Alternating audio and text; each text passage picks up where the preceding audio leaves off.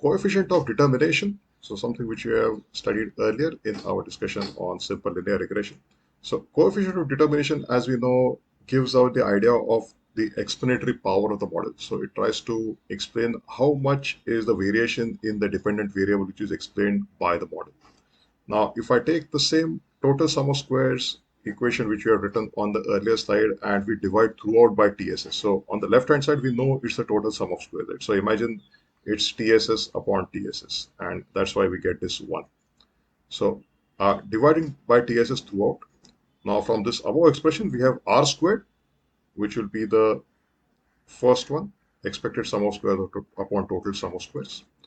Now for linear regression, R squared is given by this, whereas for multiple regression, we have R squared, whereby we have dependency on Y and Y kappa.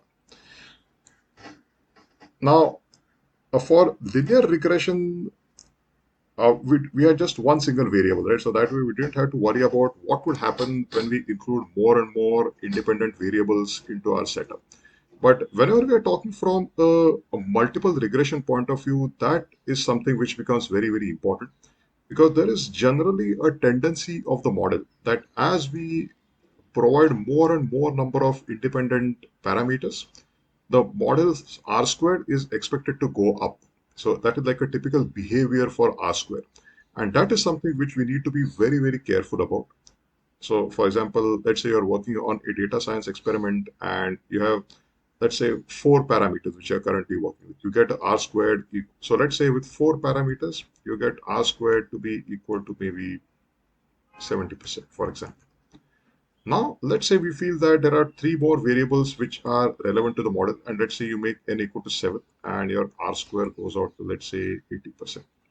So just by looking at this, we may feel, yes, and the model accuracy has improved. That is, by including 3 more independent variables, it has increased the accuracy. We may perceive it this way. But that may not necessarily be the case, because as I mentioned, the tendency for R squared is to go up as it sees more and more amount of data, i.e. it has more and more number of independent variables which are coming in. So that way, just relying on R squared is dangerous. We cannot do that. So for that purpose, there is one more metric which we frequently use as a part of our analysis, which we call as adjusted R squared.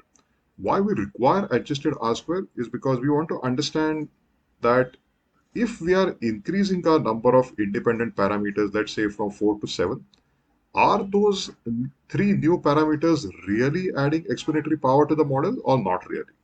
So for that purpose, we need an idea which we call as an adjusted R squared. So as I mentioned, to overcome the problem for R squared, which has a tendency to increase with increasing number of parameters or independent variables, we use an adjusted R squared. So this is the standard formula for adjusted R squared, where n is the number of observations and k is the number of independent variables.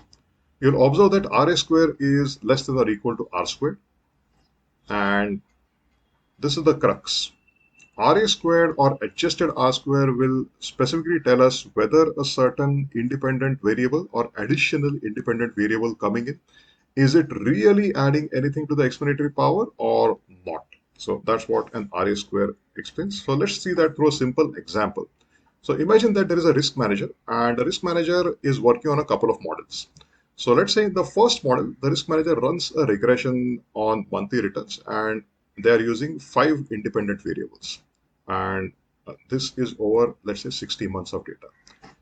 We are given the total sum of squares is 460, the residual sum of squares is 170, and R square is 63%.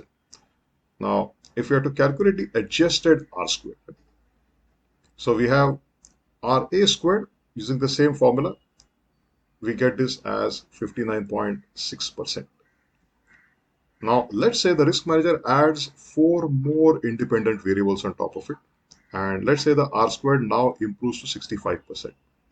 We again calculate RA squared, we get 58.7%. So here if you observe that by adding more number of variables, it's not really adding to the explanatory power of the model. So if it's not adding to the explanatory power to the model, then it's always better off to stick to model 1, which has fewer number of independent parameters. Because remember, this conclusion comes from the idea of having a parsimonious model. That is, we need to have parsimonious model. That is, It is better to have fewer number of independent variables as the parameters, because then tuning of the model and the overall model stability that increases drastically. So in this case, it's better off if risk manager sticks to model one